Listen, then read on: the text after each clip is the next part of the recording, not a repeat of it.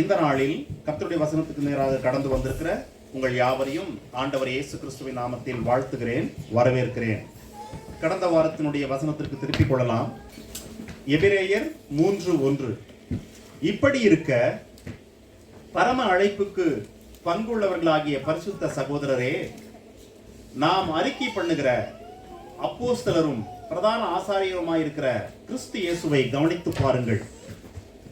Therefore, holy brethren, partakers of a heavenly calling, consider Jesus, the apostle and high priest of our confession. கடந்த வாரத்தில் இயேசு அப்போஸ்தலன் என்கிறதான ஒரு வசனத்தின் அடிப்படையிலே நாம் சிந்தித்தோம். இயேசு அனுப்பப்பட்டவர் இந்த உலகத்திற்கு என்றும், ஏன் அனுப்பப்பட்டார், யாரால் அனுப்பப்பட்டார், எங்கிருந்து அனுப்பப்பட்டார், எங்கே அனுப்பப்பட்டார், எவ்வளவு காலத்திற்கு அனுப்பப்பட்டார், என்னென்ன காரியங்கள் செய்வதற்காக அனுப்பப்பட்டார் என்கிறதான காரியங்களை வேதத்தின் அடிப்படையில் நாம் பார்த்தோம். இயேசு பரலோகத்திலிருந்து பூமிக்கு அனுப்பப்பட்டவர். ஏன் அனுப்பப்பட்டார் என்றால், பிதா எப்படிப்பட்டவர் என்பதை மனிதர்கள் அறிந்திருக்கவில்லை. ஆகவே பிதாவை வெளிப்படுத்த இயேசு அனுப்பப்பட்டார் என்றும், அதே வேளையில் பிதாவினுடைய வார்த்தைகளை இயேசுவுக்கு பிதா கொடுத்தவர்களுக்கு கொடுக்க அனுப்பப்பட்டார், பிதாவினுடைய நாமத்தை வெளிப்படுத்தினார் என்று பல்வேறு காரியங்களை நாம் பார்த்தோம். இந்த உலகத்தில் இயேசு வாழ்ந்து கொண்டிருந்த நாட்களில் அவர் பேசிற ஒவ்வொரு வார்த்தைகளும், அவர் கற்றுக் கொடுத்த ஒவ்வொரு உபதேசங்களும் பிதாவினால் அவருக்கு கொடுக்கப்பட்டது. என்னை கண்டவன் பிதாவை கண்டான் என்று கடைசியில் சொல்ல முடிந்தது இயேசுவால்.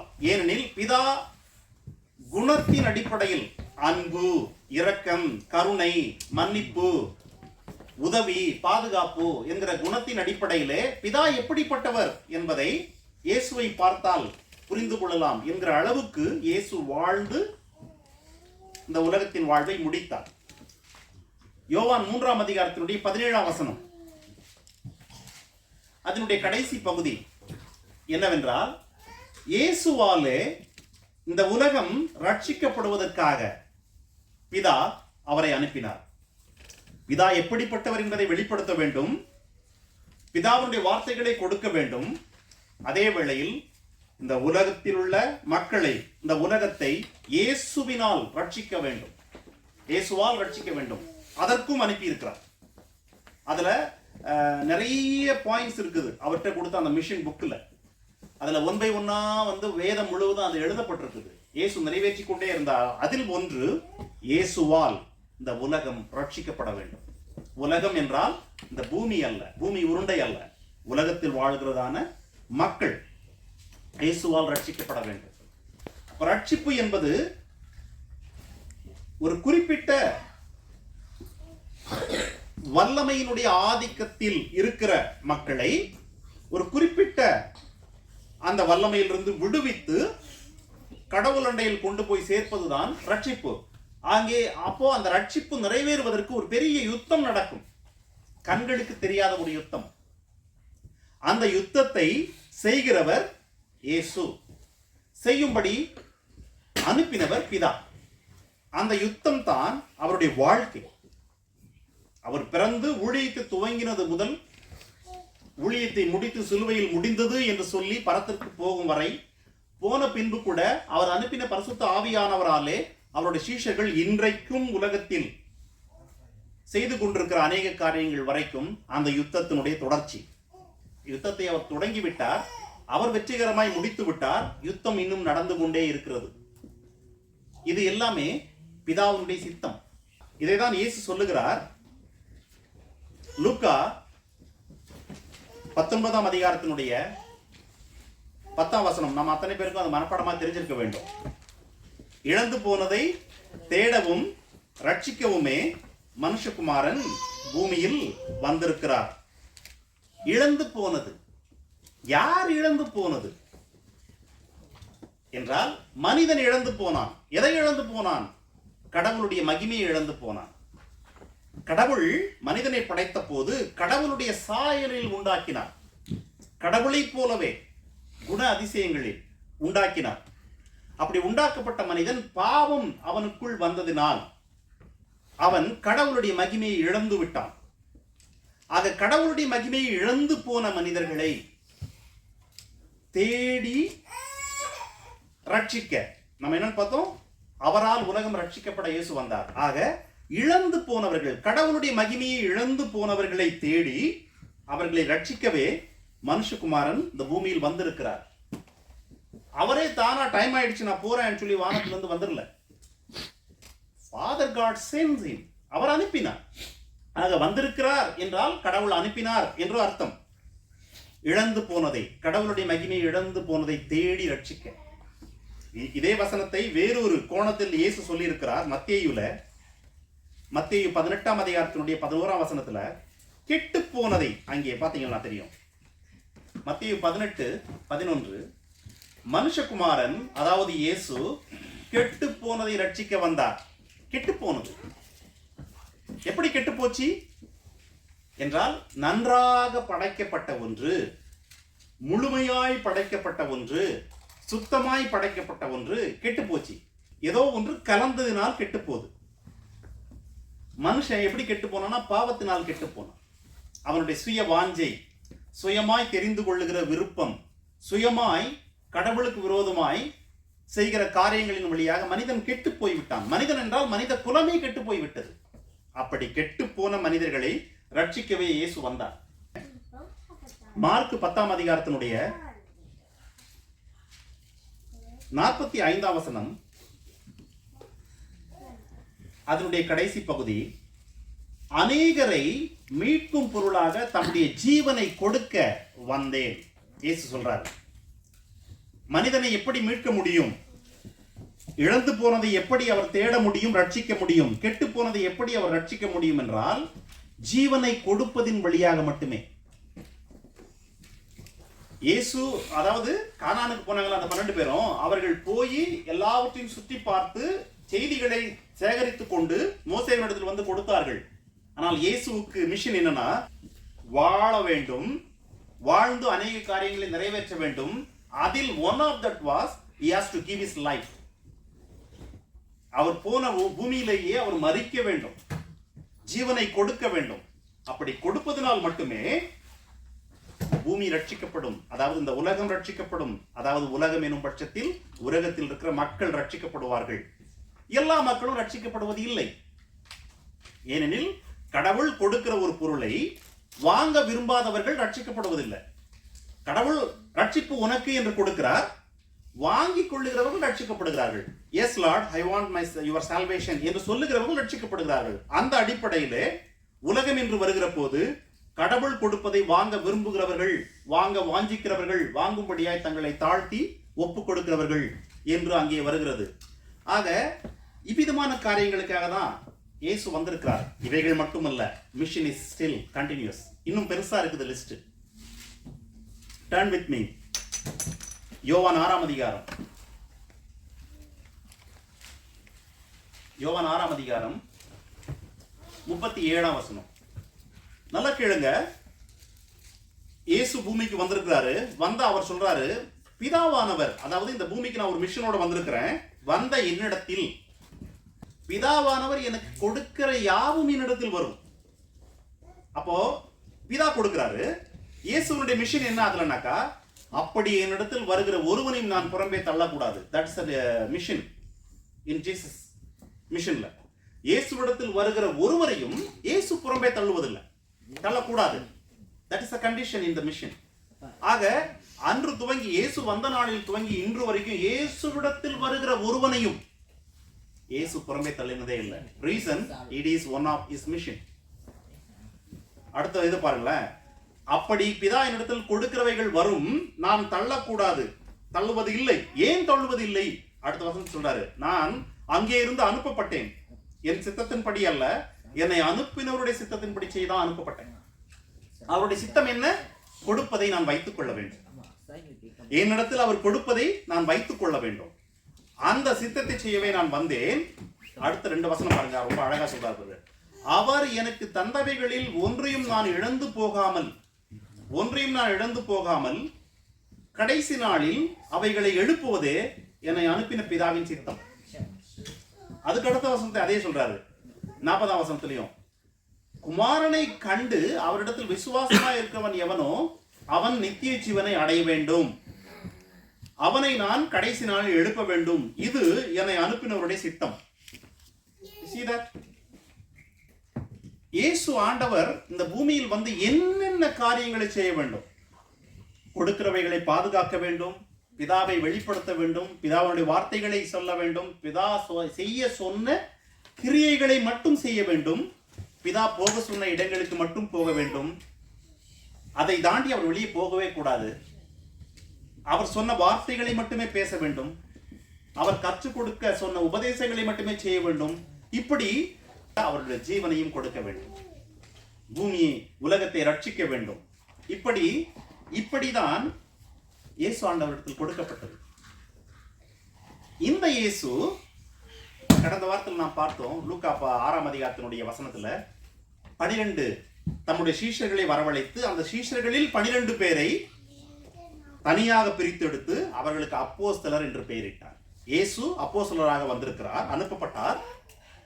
இந்த இயேசு அவர் அனுப்பப்பட்ட இடத்துல 12 பேரை தெரிந்தெடுத்து அப்போஸ்தலர் என்று பெயரிட்டார். This also a mission. 12 பேரை தெரிந்தெடுத்து அப்போஸ்தலர் என்று பெயரிட வேண்டும் என்பது இயேசுவுக்கு பிதா கொடுத்த ஒரு மிஷன். பிகாஸ் இயேசு பிதா சொல்லாத எதையும் செய்வதில்லை. அப்போ நீ போகிற பூமியிலே சில குறிப்பிட்ட மக்களை நான் உனக்கு தருவேன், நான் தருகிறவைகளில் ஒருவரையும் நீ இழந்துவிடக் கூடாது, அவர்களிலே நான் கொடுக்கிற வார்த்தைகளை கொடுத்து அவர்களை கட்டி எழுப்ப வேண்டும், அவர்களில் சிலரை இந்த உலகத்தில் நீ அனுப்ப வேண்டும். You see that? This is a pure plan of God. இன்றைக்கு நாம் வாசிச்சோம், என்ன வாசிச்சோம்? 12 பேர் அவர் தெரிஞ்சுக்கிட்டாரு. எப்படி மோசே 12 பேர் தெரிஞ்சுக்கிட்டாரோ அது போல தெரிந்து கொண்டு அந்த 12 பேரை அனுப்புகிறார். போங்க, என்ன பண்ணணும்? போய் இலவசமாய் பெற்றீர்கள், இலவசமாய் கொடுங்கள். இயேசு எதை காசு வாங்கி கொண்டு செய்தார்? இந்த பூமியில ஒன்றையும் இல்லை. சுகமாக்கினது, ஜெபித்தது, ஆசீர்வதித்தது எல்லாமே இலவசமாய் செய்தார்.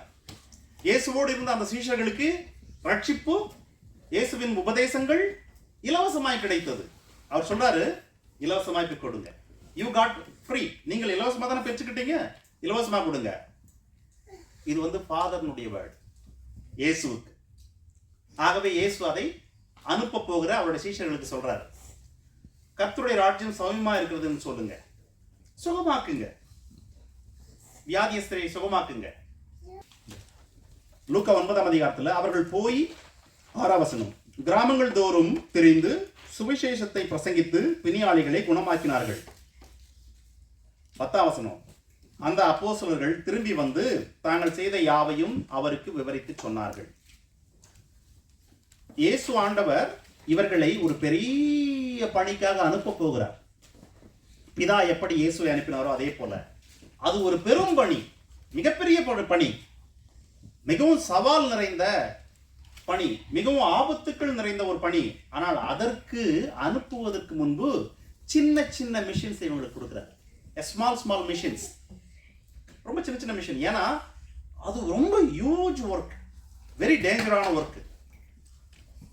ஏனென்றால் இயேசு தன் ஜீவனை கொடுக்க போகிறார். அதே போல இவர்களுடைய ஜீவன் அநேக இடங்களில் கொடுக்க வேண்டிய நிலை இவர்களுக்கு உருவாகும். அதற்கு இவர்களை ஆயத்தப்படுத்த சின்ன சின்ன மிஷன்ஸ் முதல்ல கொடுக்கிறாரு. அதுல ஒரு மிஷன் தான் இது. போங்க, இந்த குறிப்பிட்ட பகுதிக்கு மட்டும் போங்க.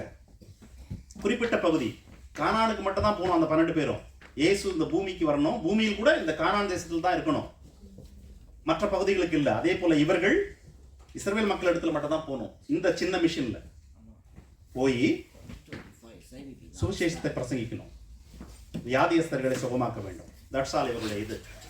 போனாங்க, போய் செய்து விட்டு வந்து செய்து விட்டோம் என்று வந்து சொல்றாங்க. இதே வண்ணமாக அடுத்த அதிகாரத்துக்கு நீங்க லூக்கால போனீங்கன்னா 70 பேரை தெரிந்து கொள்கிறார். இன்னும் 70 பேரை, another 70 people அவர்களையும் அனுப்புகிறார். 2 பேரா போங்க, நான் வரப்போற எல்லா கிராமத்திலும் போய் கர்த்தருடைய ராஜ்யம் சமயமா இருக்குன்னு சொல்லுங்க, சுகமாக்குங்க சுகமாக்குங்க என்று சொல்லுகிறார். இந்த 70 பேரும் போய் காரியங்களை எல்லாம் செய்து விட்டு 17ஆம் வசனத்துல வராங்க ஆண்டவர்கிட்ட. வந்து, ஆண்டவரே நீ சொன்னபடி நாங்கள் செய்தோம், பிசாசுகள் எங்களுக்கு கீழ்ப்படுகிறது. லூக்கா 19:30 2 பேரை அவருக்கு முன்னாடி இருக்க ஒரு கிராமத்துக்கு அனுப்புகிறார். போய் அங்கே ஒரு கழுதையும் கழுதையினுடைய குட்டியும் கட்டி இருக்க காண்பீர்கள், குட்டியை அவிழ்த்து கொண்டு வாங்க. நல்லா கேட்டுங்க, மிஷன் என்ன?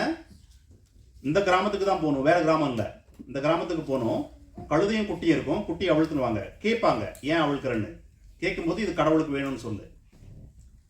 அவர்கள் போகிறார்கள். அனுப்பப்பட்டவர்கள் போய் தங்களுக்கு சொன்னபடியே இருக்க கண்டார்கள். கண்டு 35ஆம் வசனம் கொண்டு வராங்க. கேட்கிறவங்களுக்கு அவர் சொன்ன பதிலே சொல்றாங்க, இது கடவுளுக்கு வேண்டும். a small missions. இதெல்லாம் அவங்களை ப்ரிப்பேர் பண்ணி கடவுள் சொல்லுகிறபடி தான் இருக்கிறது என்பதை அவர்கள் கண்டு அறியவும், அதை செய்வது தான் அவர்களுடைய ஒரே கடமை என்பதை அவர்கள் செய்யவும், அதே வண்ணமாக செய்யவும் இவர்களுக்கு சின்ன சின்ன ஒரு டாஸ்க் கொடுத்துட்டே வராரு. நீங்க மார்க் 14ஆம் அதிகாரத்துக்கு போங்க. Mark chapter 14. அங்கே 13ஆம் வசனத்துல தம்முடைய சீஷர்கள் 2 பேரை நோக்கி சொல்றாரு, நீங்கள் நகரத்திற்குள் போங்கள். நீங்கள் போகும்போது அங்கே தண்ணீர் குடம் சுமந்து கொண்டு வருகிற ஒரு மனிதன் உங்களுக்கு எதிர்படுவான், அவன் பின்னாலே போங்க. அவன் எந்த வீட்டுக்குள் நுழைகிறானோ அந்த வீட்டுக்குள் போய் அந்த வீட்டு தலைவனிடத்தில், நாங்கள் சாப்பிடுவதற்கு, அதாவது பஸ்காவை புசிப்பதற்கு தகுதியான இடம் எங்கே என்று கேளுங்கள். அவன் மேல் வீட்டு அறையை காட்டுவான். கம்பளங்கள் எல்லாம் விரித்து ஆயத்தமாக்கப்பட்டிருக்கிற ஒரு அறை, அங்கே பஸ்காவை ஆயத்தப்படுத்துங்கள். இவர்கள் போகிறார்கள்.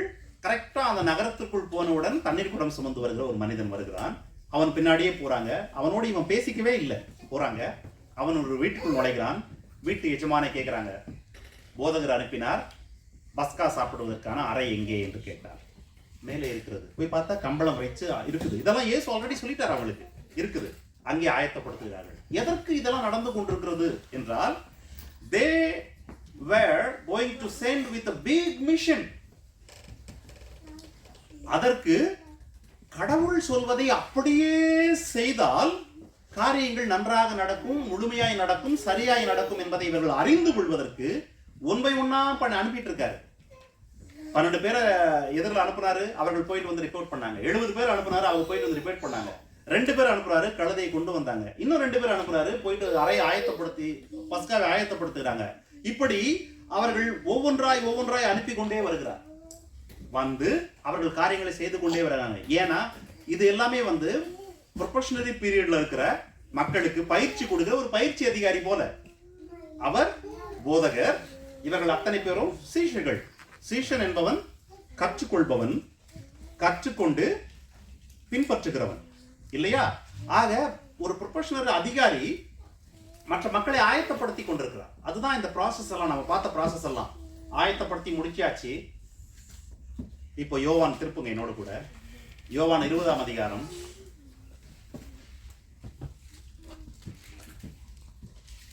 21ஆம் வசனம், அதனுடைய மையப்பகுதி. யோவான் 20:21. பிதா என்னை அனுப்பினது போல நானும் உங்களை அனுப்புகிறேன். சீஷர்கள்ட்ட சொல்றாரு. இப்போ இதுக்கு முன்னாடி அனுப்பும் போதெல்லாம் பிதா என்னை அனுப்பினது போல அனுப்புகிறேன்னு சொல்லல. முன்னாடி கிராமத்துக்கு போங்கன்னு சொன்னப்பையும் சரி, கழுத குட்டியை போய் எடுத்துட்டு வாங்க சொன்னப்பையும் சரி, அறையை பார்க்க போங்கன்னு சொன்னப்பையும் சரி, பிதா அனுப்பினது போல அனுப்புகிறேன்னு சொல்லல. But now he is telling, பிதா என்னை அனுப்பினது போல நானும் உங்களை இப்பொழுது அனுப்புகிறேன். பிதா ஏன் இயேசுவை அனுப்பினார்? பிதா எப்படிப்பட்டவர் என்பதை வெளிப்படுத்த வேண்டும். பிதாவுடைய வார்த்தைகளை வெளிப்படுத்த வேண்டும். இந்த உலகம் ரட்சிக்கப்பட வேண்டும், தன் ஜீவனை கொடுக்க வேண்டும், காணாமல் போனதை தேட வேண்டும், கெட்டு போனதை தேட வேண்டும் இல்லையா? இப்பொழுது இயேசு ஏன் சீஷர்களை அனுப்புகிறார்? அதிலும் ஒரு மிஷன் இருக்குது. எங்கே போக வேண்டும், ஏன் போக வேண்டும், யார் அனுப்புவது, எதற்கு அனுப்புகிறார், எவ்வளவு காலத்திற்கு, என்னென்ன டாஸ்க் இருக்குது அதுல என்கிற எல்லாம் இருக்குது. ஆக கடவுள் இந்த பூமியிலே இந்த வேத வசனங்களை நமக்கு கொடுத்திருப்பது ஒரு அற்புதமானது. கடவுள் பிதாவினுடைய இருதயத்தினுடைய சித்தம் திட்டம். பிதா இந்த உலகத்தில் இந்த கடவுளுடைய நற்செய்தி உலகம் முழுவதும் போக வேண்டும் என்பதற்கு துவக்கமாக இயேசுவை அனுப்பினார். இயேசு அதை அழகாய் துவங்கி மிகவும் கச்சிதமாய் செய்து கொண்டே வந்தார். அதில் அந்த 3.5 ஆண்டுகளிலே அவர் இந்த மக்களை ஆயத்தப்படுத்தி அவர் அனுப்ப வேண்டும். இந்த உலகத்திலிருந்து இந்த உலகத்திற்கே அனுப்ப வேண்டும். அனுப்பி பிதாவினுடைய சித்தம் நிறைவேற வேண்டும். என்ன என்றால் இந்த உலகம் ரட்சிக்கப்பட வேண்டும். இவர்களால் அல்ல, இயேசுவால். இழந்து போனதை தேட வேண்டும், இயேசுவுக்கு கெட்டு போனதை ரட்சிக்க வேண்டும். இந்த காரியங்கள் எல்லாம் செய்வதற்கு கடவுள் அவருடைய அப்போஸ்தலர்களை இப்பொழுது அனுப்புகிறார்.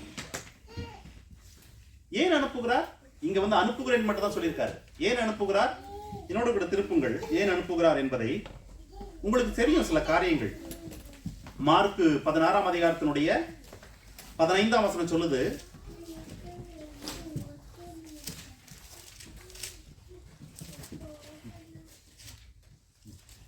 நீங்கள் உலகம் எங்கும் போங்கள். எங்கே போக வேண்டும்? உலகம் முழுவதும் போக வேண்டும். எங்கு போக வேண்டும் என்றால் உலகம் முழுவதும் போக வேண்டும். எருசலேம் துவங்கி யூதேயா முழுவதும் சமாரியா வரைக்கும் உலகத்தின் கடைசி பரியந்தமும் போக வேண்டும். இதுதான் அவர்களுடைய எல்லை.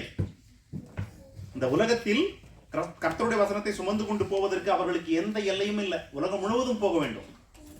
உலகம் முழுவதும் போக வேண்டும். இயேசுவுக்கு கானான் மட்டும் தான் கொடுத்துச்சு கடவுள். அதாவது இஸ்ரவேல் மக்கள் வாழ்ந்த பகுதி மட்டும்தான். ஆனால் இஸ்ரவேல் இந்த அப்போஸ்தலர்களுக்கு உலகம் முழுவதும் போக வேண்டும்.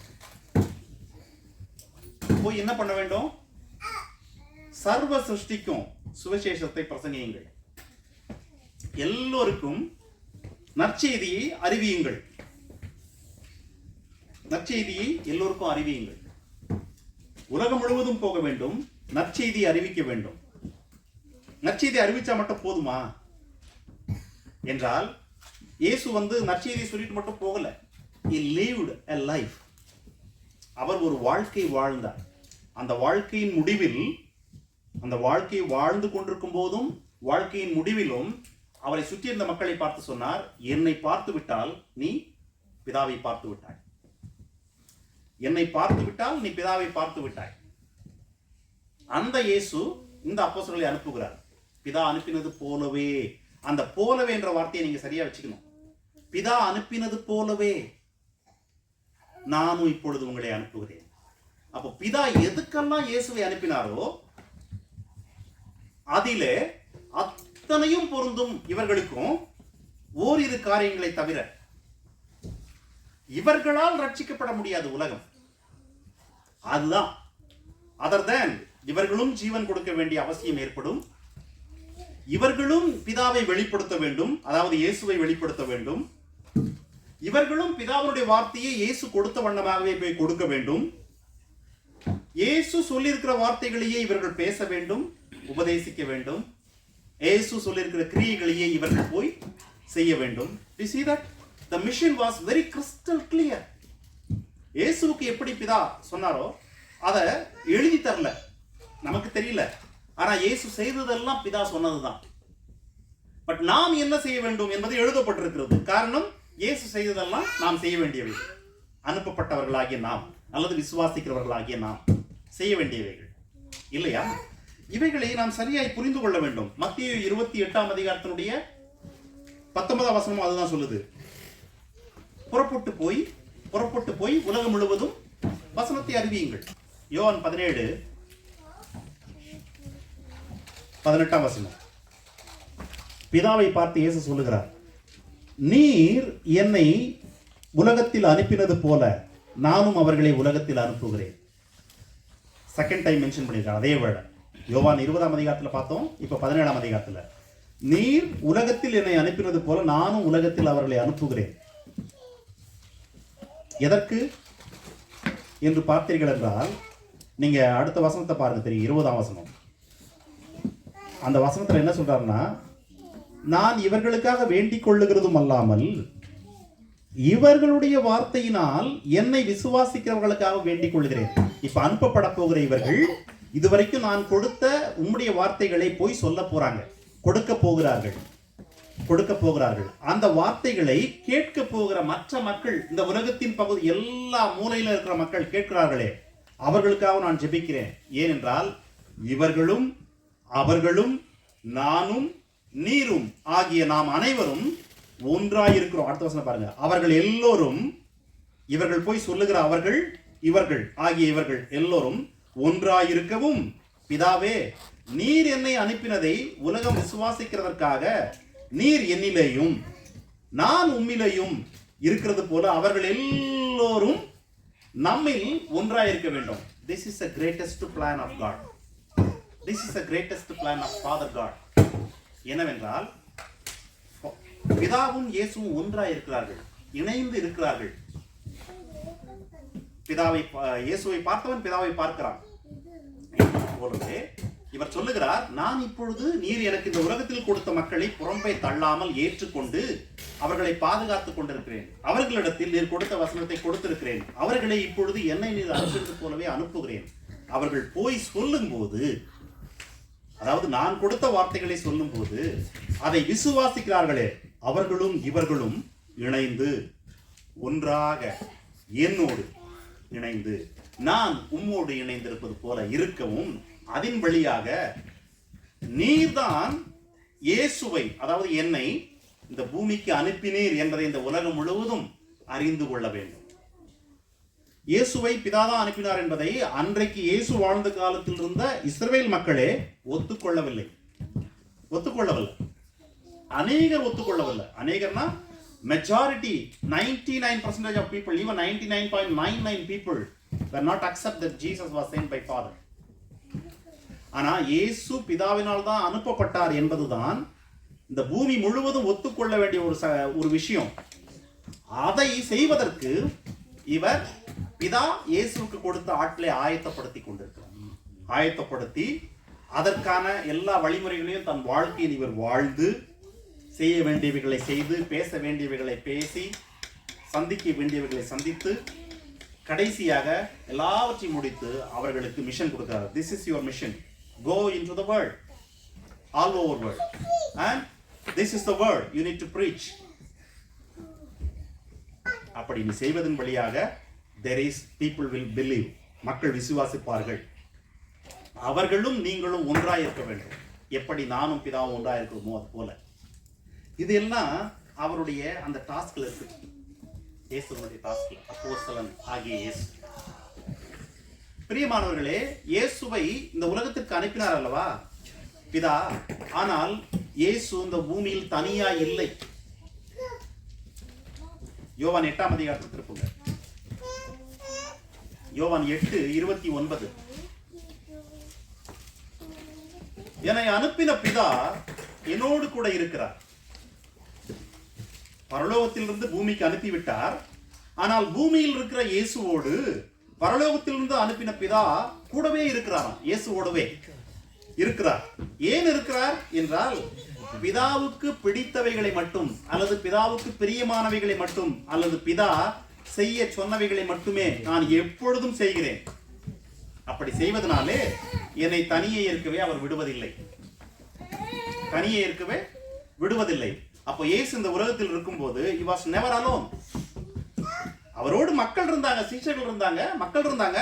அது இல்லை இங்க விஷயம். The person who sent him from heaven is with him. அவர் இவரோடே இருக்கிறார். What is the reason? அவருக்கு பிடிச்சது மட்டுமே இவர் செய்ததனால. Now apply this one. இயேசு தன்னுடைய அப்போஸ்தலர்களை இந்த பூமி முழுவதும் அனுப்புறாரு.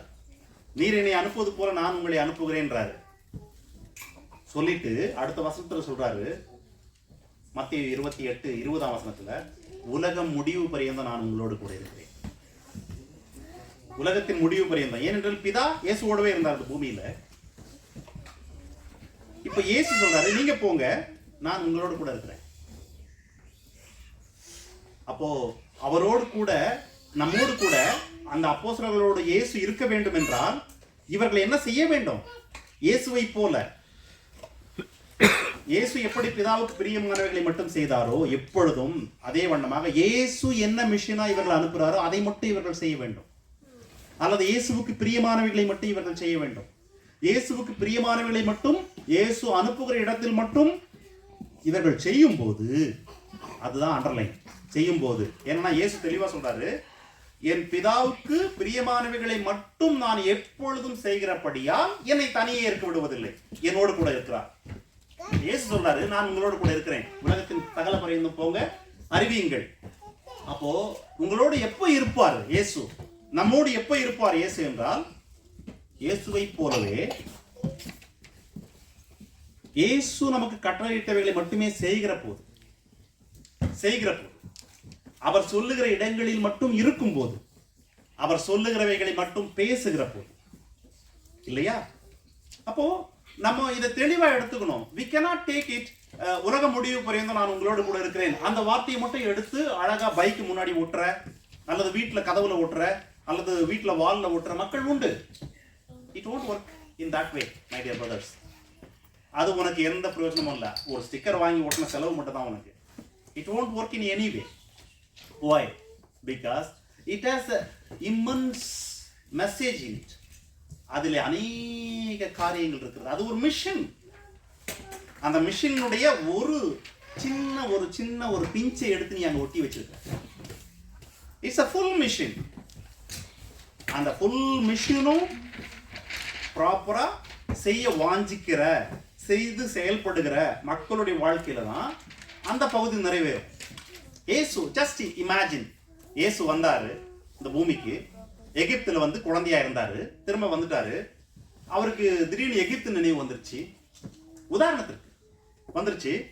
அப்போ வாலிப வயதில் வந்து நான் எகிப்தை பார்த்துட்டு வரேன் அப்படின்னு ஒரு ரவுண்டு எகிப்துக்கு போனாரு. அப்படியே எகிப்து பக்கத்துல இன்னொரு இது இருந்துச்சு, அதை பார்க்க போனாரு என்று வைத்துக் கொள்ளும் பட்சத்தில் அது பிதாவுடைய சித்தம் அல்ல. பிதாவுடைய சித்தம் இல்லை எனும் போது பிதா இயேசுவோடு இருந்திருக்க மாட்டார். அப்பொழுது இது எதுவும் நடக்கல. ஜஸ்ட் இமேஜின், இயேசு பிதாவினுடைய சித்தத்திற்கு வெளியே போயிருப்பாரே என்றால் உதாரணத்துக்கு இயேசு ஒரு நாள் மலையில உட்கார்ந்து இருக்காரு, மக்கள் கூட்டமா இருக்கிறாங்க, அவர் வசனங்களை உபதேசிக்கும் போது அண்ணா காய்பா அவங்க 2 பேருக்கும் ஒரு அழைப்பு கொடுக்கிறாரு. both of you come and sit with me. நீ தானே இஸ்ரவேலுடைய லீடர், இப்போதைக்கு பிரதான ஆசாரியன் இல்லையா? come on sit. ஃபாதர் கொடுத்த மெசேஜ் நான் கொடுக்குறேன், நீயும் வந்து மேடையில் உட்காரு, அல்லது நீயும் வந்து என் கூட உட்காரு என்பது போல அவர்களை அழைத்து, இப்ப பண்றாங்களே அரசியல்வாதிகளை அழைத்து கனப்படுத்துகிறார்களே, கிறிஸ்தவ கூட்டங்கள்ல அதிகாரிகளை அழைத்து கனப்படுத்துகிறார்களே, உட்கார வைக்கிறாங்களே மேடையில, வசனமே தெரியவில்லை, வசனத்துக்கு கீழ்ப்படிய விருப்பமும் இல்லை என்கிற மக்களை எல்லாம். அது போல அவர் செய்திருக்கும் பட்சத்தில் பிதா இயேசுவோடு இருந்திருக்க மாட்டார். ஏன் பிதா இயேசுவோடு இருந்தாரா? பிதாவுக்கு பிரியமானவைகளை மட்டும் எப்பொழுதும் செய்வதனாலே, பிரியமானவைகளை மட்டும் எப்பொழுதும் செய்வதனாலே. இப்போ இயேசு அப்போஸ்தலர்களை அனுப்பினார். இந்த அப்போஸ்தலர்களுடைய வாழ்க்கையை நீங்கள் எடுத்து படிச்சு பாருங்க வேதத்தில். they were all time இயேசுவுக்கு பிரியமானவைகளை மட்டுமே செய்தார்கள். இயேசு சொன்னவைகளை மட்டுமே பேசினார்கள். இயேசு போக சொன்ன இடத்திற்கு மட்டுமே போனார்கள். It's very important, my dear brothers. கடவுள் நம்மையும் போக சொல்லியிருக்காரு. ஏனென்றால் இவர்களுடைய வார்த்தையை கேட்டு விசுவாசிக்கிறவர்கள் என்று சொல்லும்போது அதில் நானும் வருகிறேன், நீங்களும் வருகிறீர்கள் அந்த வார்த்தையில, இல்லையா? அப்போ நம்மையும் சேர்த்து தான் ஆண்டவர் அங்க சொல்லியிருக்காரு. அப்ப நம்ம என்ன பண்றோம்? நீங்க பவுலுடைய வாழ்க்கையை எடுத்து படிச்சு பாருங்க. பவுல் மொத்தம் வேதத்துல 13 புத்தகங்கள் எழுதியிருக்காரு. 13 புத்தகங்கள் எழுதியிருக்காரு புதிய ஏற்பாட்டுல. 13 புத்தகங்கள்ல 9 புத்தகங்களுடைய முதல் வசனத்துல அவர் சொல்லியிருக்காரு, I am apostle, God called me. கடவுள் என்னை அப்போஸ்தலனாக அழைத்திருக்கிறார். ரோமர், 1 கொரிந்தியர், 2 கொரிந்தியர், கலாத்தியர், எபேசியர், 1 தீமோத்தேயு, 2 தீமோத்தேயு, தீத்து, கொலோசியர் என்கிற 9 புத்தகங்கள்ல முதல் வசனத்திலேயே எழுதியிருக்காரு, God has called me as an apostle. எதற்காக அழைச்சாராம் என்றால் அப்போஸ்தலர் 22ஆம் அதிகாரம் சொல்லுது, தூர தேசத்துக்கு உன்னை அனுப்ப போகிறேன், வா என்று. அப்போஸ்தலர் 22ல எந்த வசனம்னா அப்போஸ்தலர் 22:21 far away I will send you far away. எதற்கு அனுப்புகிறேன்? அந்த பகுதியை வாசிக்கலாம். அப்போஸ்தலர் 26:18 to open their eyes so that they may turn from darkness to light and from the dominion of Satan to God, that they may receive forgiveness of sins and an inheritance among those who have been sanctified by faith in Jesus. எத்தனை காரியங்கள் இருக்கு பாருங்க. அதுல எத்தனை காரியங்கள் கப்பல் ஆகி பாருங்க. அவர்கள் இயேசுவை பற்றும் விசுவாசத்தினாலே பாவ மன்னிப்பை பெற வேண்டும். முதலாவது அவர்களுக்கு இயேசுவை பற்றி விசுவாசம் வர வேண்டும். இயேசு யார், எங்கிருந்து வந்தார், எதற்காக வந்தார், என்ன செய்தார், அந்த விசுவாசம் வரணும். அந்த விசுவாசத்தின் வழியாக பாவ மன்னிப்பை அவர்கள் பெற்றுக்கொள்ள வேண்டும். பாவ மன்னிப்பு வழியாக அவர்கள் பரிசுத்தமாக்கப்பட்டவருடைய சுதந்திரத்தை, பலனை பெற்றுக்கொள்ள வேண்டும். அதற்கு அவர்கள் இருளை விட்டு ஒளியின் இடத்திற்கு, நான் ஏற்கனவே சொன்ன ஒரு யுத்தம் நடக்கும். யுத்தம் எனும்போது ஒரு அதிகாரத்திலிருந்து இன்னொரு அதிகாரத்திற்கு அவர்கள் மாற வேண்டும். இருளின் அதிகாரத்திலிருந்து ஒளியின் அதிகாரத்திற்கு வர வேண்டும். சாத்தானுடைய அதிகாரத்திலிருந்து தேவனிடத்திற்கு வர வேண்டும். இவையெல்லாம் செய்வதற்கு அவர்களுடைய கண்கள் திறக்கப்பட வேண்டும். இதுதான் பவுலுக்கு கடவுள் கொடுத்த மிஷன். பவுல் செப்பரேட்டா அழைக்கப்பட்டதனால God has given him a separate mission. It is there already. அவர்கள் கொடுத்த மிஷன் தான். இவ்வளவு தெளிவா அவர்கள்ட்ட சொல்லல. அவர்களுக்கு வெவ்வேறு வசனங்கள் வழியாக 3 ஆண்டுகள் சொல்லப்பட்டது. இவருக்கு ஒரே நாள்ல சொல்லப்பட்டுச்சு. விசுவாசத்திற்குள் வர வேண்டும், பாவ மன்னிப்பை பெற வேண்டும், பரிசுத்தமாக்கப்பட்டவருடைய சுதந்திரத்தை அவர்கள் பெற்றுக்கொள்ள வேண்டும், இருளிலிருந்து ஒளிக்கு, சாத்தானுடைய அதிகாரத்திலிருந்து தேவனிடத்திற்கு திரும்ப வேண்டும். இதற்காக நீ அவர்கள் கண்களை திறக்க வேண்டும். நான் உன்னை அனுப்புகிறேன். This is the mission God given to Paul. இந்த மிஷன் அவர் அழகா செய்து முடிச்சார். அற்புதமா செஞ்சு முடிச்சாரு. உலகம் முழுவதும் போங்கன்னு சொல்றார். கண்களை திறக்க வேண்டும் என்று சொல்லுகிறார். சாத்தானின் அதிகாரத்திலிருந்து விடுதலையாக்க வேண்டும் என்று சொல்லுகிறார். பிரியமானவர்களே, இன்னைக்கு நம்ம பாடணும்ல அமேசிங் கிரேஸ் என்ற ஒரு பாட்டு. அந்த பாட்டை யார் எழுதணும் தெரியுமா? ஜான் நியூட்டன் என்கிறதான ஒரு இங்கிலாந்து தேசத்தை சேர்ந்த ஒரு மனிதன். அந்த மனிதன் கப்பலில் வேலை செய்து கொண்டிருந்த ஒரு வாலிபன். கப்பல்ல வேலை செய்து கொண்டிருக்கும் போது அப்படியே அவன் பிரிட்டிஷ் மன்னருடைய ராயல் நேவில வேலை செய்தாப்புல. அதுல ஒரு போர் கப்பல்ல, அந்த கப்பல்ல வேலை செய்து கொண்டிருக்கும் போது ஒரு நல்ல அதிகாரத்தில் இருக்கிறார். தப்பி ஓட முயற்சிக்கிறார். அதாவது வெளியே போறாங்க. எப்பவுமே கப்பல்ல இருந்து பக்கத்துல இருக்கிற ஊருக்கு போவாங்கல்ல, பொருள் வாங்க அல்லது சில காரியமா, அப்படி போகும்போது தப்பிச்சு ஓடுறாரு. ஓடுவதனாலே மன்னருடைய இராணுவம் அவரை பிடித்து கொண்டு வந்து கப்பல்ல விடுது. கப்பல்ல அவருக்கு கசையடி கொடுக்குறாங்க. கொடுத்து அவருடைய பதவியிலிருந்து அவரை டீப்ரமோட் பண்ணிடுறாங்க. பண்ணி கொஞ்ச நாள்ல அவரை அந்த ராயல் நேவிலிருந்து ஒரு சிவிலியன் கப்பலுக்கு மாத்திடுறாங்க. சிவிலியன் கப்பலுக்கு போன அவரை அந்த கப்பலுடைய மாலுமி பனானா ஐலாண்ட் என்கிறதான ஒரு தீவுல அடிமையா வித்துடுறாரு. அவர் மேல இருக்க காழ்ப்புணர்ச்சியில பனானா ஐலாண்ட்ல அடிமையா விற்கப்படுகிறார் நியூட்டன். அந்த ஐலாண்ட்ல இருக்கிற முதலாளியுடைய மனைவி, அந்த பெண் இந்த மனிதனை ரொம்ப டீக்ரேடா நடத்துறாங்க. இந்த அடிமையாய் வாங்கப்பட்ட இந்த மனிதனை, ஜான் நியூட்டனை ரொம்ப டீக்ரேடா நடத்துறாங்க. கேவலமா நடத்துறாங்க. உணவு கொடுப்பதில்லை, தண்ணீர் கொடுப்பதில்லை. ரொம்ப மிருகத்தை போல நடத்துகிறாங்க ஏறக்குறைய. அந்த நாட்களுக்கு பின்பு இவருக்கு படிக்க தெரியும் என்பதை அந்த மனிதன் அறிந்து கொண்டு இன்னும் கொஞ்சம் பொறுப்பான வேலை கொடுக்குறான் அதே தீவுல, அவங்க சகோதரனுடைய இதுல. அந்த வேலை செய்து கொண்டிருக்கும் போது ஒரு நாள் ஒரு கப்பல் மாலுமி, கப்பலுடைய கேப்டன் அங்கே வருகிறார். இவன் அந்த வேலை செய்து கொண்டிருந்ததுனால வெல்கம், அந்த ஒருத்தன் இன்ட்ரோடியூஸ் பண்றான். உங்களை பார்க்க இந்த கேப்டன் வந்திருக்காரு அப்படின்னு. கேப்டன் பேர், welcome captain, I believe that you come to buy something. அதாவது இங்கே இருக்கிற சில பொருளை வாங்க வந்திருக்கீங்க உங்க கப்பலுக்குன்னு நினைக்கிறேன் அப்படின்னு ஜான் நியூட்டன் பேசுறாரு. அப்ப அவர் சொல்றாரு, நோ, இல்ல, நான் உங்களை தான் பார்க்க வந்தேன். என்னையா, ஏன் என்று கேட்கும்போது அவர் சொல்றாரு, to take you back to England. ஓய், ஹவ் அப்படின்னு அவர் அதிர்ச்சியா கேட்கும்போது, your father commission me to find you and bring you back to England whatever it cost. உன்னுடைய தகப்பன் as commission me, என்கிட்ட ஒரு கமிஷன் கொடுத்தாரு. என்னன்னா, உன்னை போய் கண்டுபிடிக்க வேண்டும். உலகத்தின் எந்த மூலையில் இருந்தாலும் கண்டுபிடித்து என்ன விலையா இருந்தாலும் உன்னை கொண்டு வந்து சேர்க்க வேண்டும். That's why I come. அவன் மயக்க போட்டு விழுந்துடுறான் John Newton. He was fainted and fell down. Then அவரை அங்கிருந்து கொண்டு வராங்க. அப்படி கொண்டு வருகிற வழியில் கடவுளை அறிந்து கொள்ளுகிறார், ரட்சிக்கப்படுகிறார். அதுக்கு பின்பு ஒரு சிலைவு கப்பல்ல கேப்டனா வேலை செய்யறாரு, அடிமைகளை விற்கிற கப்பல்ல வேலை செய்யறாரு. அதுக்கு பின்பு மனம் இன்னமும் கான்சியஸ் நல்லா வேலை செஞ்சதுக்கு அப்புறம் அந்த வேலையை உதறிவிட்டு அடிமைகளை விற்பதை எதிர்த்து ஊழியம் செய்கிறார்.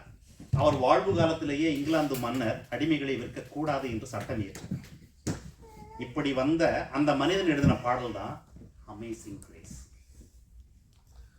நான் தொலைந்து விட்டேன், நான் மாண்டு போயிருந்தேன், நான் வாழ்வே இல்லாமல் இருந்தேன், அந்த கிருபை என்னை ரட்சித்தது, அந்த கிருபை என்னை கண்டெடுத்தது, அந்த கிருபை என்னை அழைத்து வந்தது, அந்த கிருபை இன்னமும் என்னை அழைத்து கொண்டு போகும் என்று நம்பிக்கையோடு எழுதின அந்த பாடல் தான் உலகம் முழுவதும் மிகவும் பிரபலமாக இருக்கிற அமேசிங் கிரேஸ்.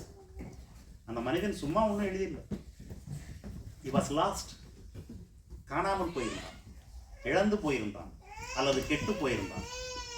எப்படி இழந்து போனதை தேடவும் ரட்சிக்கவும் இயேசு இந்த உலகத்திற்கு வந்தாரோ அல்லது கெட்டு போனதை ரட்சிக்க வந்தாரோ, அதே வண்ணமாக இழந்து போகப்பட்டிருந்த காணாமல் போயிருந்த அந்த மனிதனை கண்டுபிடித்து கொண்டு வந்து சேர்க்கவே his father was commissioned one ship.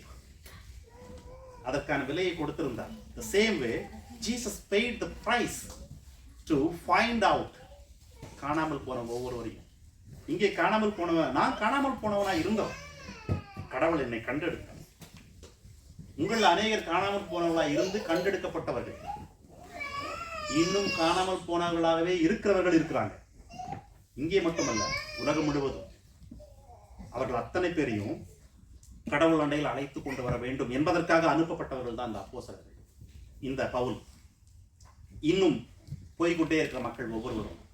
இந்த பவுல் ஒரு காரியத்தை எழுதுகிறார், அதை படித்து விட்டு நாம் முடிக்கலாம். 1 தீமோத்தேயு 4:12. இந்த பவுல் தீமோத்தேயுக்கு எழுதுறாரு, அதனுடைய மையப்பகுதி, நீ வார்த்தையிலும் நடக்கையிலும் அன்பிலும் ஆவியிலும் விசுவாசத்திலும் கற்பிலும் விசுவாசிகளுக்கு மாதிரியாயிரு. Yes brother. இவ்விதமாய் இப்போ சகோதரர் சொன்னார், ஊருக்கு போனோம், ஒரு சில குடும்பங்களுக்கு கர்த்தருடைய வசனத்தை சொல்லிவிட்டு வந்தோம். இப்படி சொல்வதற்கு முதல்ல உங்களுக்கு ஒரு வாஞ்சை வேணும். நாம் அனுப்பப்பட்டவர்கள் என்று புரிந்து கொள்ள வேண்டும். அதே வேளையில் அப்படி சொல்லுகிற நாம் இவ்விதமான ஒரு வாழ்க்கையை வாழ வேண்டும். வார்த்தையில், நடக்கையில், அன்பில், ஆவியில், விசுவாசத்தில், கற்பில். we need to be an example. Jesus was. இயேசு அப்படிதான். அவர்கள் கண்களுக்கு எதிராய் வாழ்ந்து கொண்டிருந்த அந்த மக்களுக்கு அன்றைக்கு அவர் அப்படிதான் இருந்தார். வார்த்தையில், செயலில், அன்பில், கற்பில், விசுவாசத்தில், எல்லாவற்றிலுமே he was an example, so that when he sent people with a mission, they were happily gone. அவர்கள் ரொம்ப சந்தோஷமா போனாங்க. காரணம், அனுப்பினவர் அவ்வளவு நல்லவர், அனுப்பினவர் அவ்வளவு வல்லமை உள்ளவர், அனுப்பினவர் அவ்விதமான ஒரு எக்ஸாம்பிள் வாழ்க்கை வைத்திருந்தார். பவுல் சொல்றாரு, என்னை அனுப்பினார், இப்பொழுது நான் உனக்கு சொல்லுகிறேன், நீ வார்த்தையில், நடக்கையில், செய்கையில் மாதிரியாயிரு. அதே வசனத்தினுடைய 16 அதே அதிகாரத்தினுடைய 16ஆம் வசனம் சொல்றாரு. 16ஆம் வசனம், உன்னை குறித்தும் உன் உபதேசத்தை குறித்தும் எப்பொழுதும் எச்சரிக்கையாயிரு. You always have to be very careful about yourself. வார்த்தையிலையோ, செய்கையிலையோ, கற்பிலையோ நீ வழி தவறி போகாம இருக்கிறதுக்கு எச்சரிக்கையா இருக்கணும். And also what you are teaching others, உன்னுடைய டீச்சிங்கை குறித்து எச்சரிக்கையா இருக்கு. காரணம், you are not allowed to teach anything on your own understanding or your own thoughts. No. You have to only talk about what Jesus has given to us. இயேசுக்கு மட்டும்தான் இப்படிப்பட்ட அழைப்பு. No. Jesus sent you now. Jesus sent you, each and everybody, to the world. Now, we need to be example. 2 தீமோத்தேயு 1ஆம் அதிகாரத்தினுடைய 13ஆம் வசனத்துல living Bible இப்படியா சொல்லுதுங்க. அவர் தீமோத்தேயுக்கு சொல்றாரு, hold on the burden of wholesome teaching you learn from me. A wholesome burden of the teaching which you learn from me. அதை பிடித்துக்கொள் என்று சொல்லி, a burden shaped by the faith and love that you have in Christ Jesus. ஒரு அழகான ஒரு வடிவம், ஒரு shape சொல்றார் அவரு. அந்த ஷேப்ல இயேசுவின் மீது இருக்கிற விசுவாசமும் அன்பும் இருக்கிறது. அந்த பேட்டர்னை தான் நான் உனக்கு காட்டினேன், வாழ்ந்து வாழ்ந்து காட்டினேன். பவுல் சொல்றார், நான் அந்த பேட்டர்ன் தான் காட்டினேன். This pattern was shown by Jesus. Now I ask you, my dear son Timothy, hold on the pattern. Hold on the pattern. கடவுள் நம்மை அனுப்பி இருக்கிறார் எனும் பட்சத்தில் we need to hold on the pattern of faith and love which is shaped on Jesus. அப்படி நாம் எடுத்துக்கொள்ளும் போது, அப்படி நாம் வாழும்போது, வேதம் சொல்லுகிறது, நாம் போய் சொல்லுகிற மக்கள் இயேசுவை, இயேசுவோடு பிதாவோடு நம்மோடு இணைந்து பிதாதான் இயேசுவை அனுப்பினார் என்பதை உலகம் அறிந்து கொள்ள காரணமாயிருக்கும். Take this word. Jesus was sent with a mission, and Jesus accomplished his mission in a very complete way. And Jesus commissioned each of us, especially his apostles first, then Paul, then following everybody. இயேசு சொன்னவைகளை செய்ய, பேச நமக்கு கடவுள் கொடுத்திருக்கிறார். அதை செய்து நாம் கடவுளுடைய நாமத்தை மகிமைப்படுத்த வேண்டும், இயேசு செய்தது போலவே.